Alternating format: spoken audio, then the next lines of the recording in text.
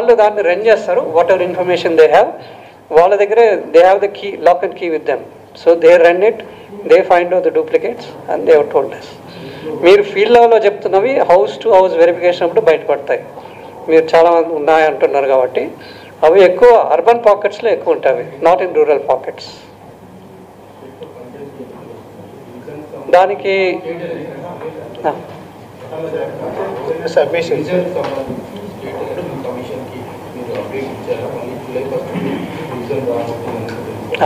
ఇప్పుడు last some 6 months back state election commission వాళ్ళు అడిగారు, మేము ఇంటర్న్ ఈసీఐని అడిగాము, వాళ్ళు లాక్ అండ్ కీ ఇంతకుముందు చెప్పినట్టు ఓపెన్ చేసి మాకు ఇచ్చారు. మేము ఇంటర్న్ పాస్ ఆన్ చేసాం ఎవరికి, ఈజ్ ఎస్సీసీ వాళ్ళకి.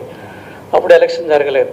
నౌ ఇట్ ఇస్ క్లోజ్ కాబట్టి మళ్ళీ వాళ్ళు అడిగితే అగైన్ ఈ లాస్ట్ ఈసీఐని మళ్ళీ అడిగి తీసుకోవాల్సి వస్తుంది. సార్ ఇది జూబ్లీహిల్స్ నోటిఫికేషన్ మీరు ఏమైనా పంపుతారా అంటే అసెంబ్లీ నుంచి మీకు ఏమైనా వచ్చిందా? నోటిఫికేషన్ అంటే సార్ నోటిఫికేషన్ కాదు, ఇన్ఫర్మేషన్ గజెట్ నోటిఫికేషన్ అసెంబ్లీ నుండి మాకు వచ్చింది ఇట్లా చనిపోయినట్టు.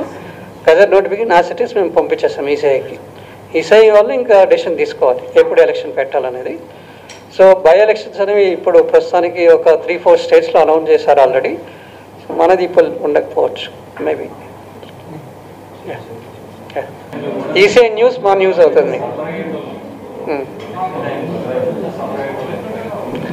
ఎలక్షన్ టైంలో that almost every week it has interaction అనేది ఉండాల్సి వస్తుంది.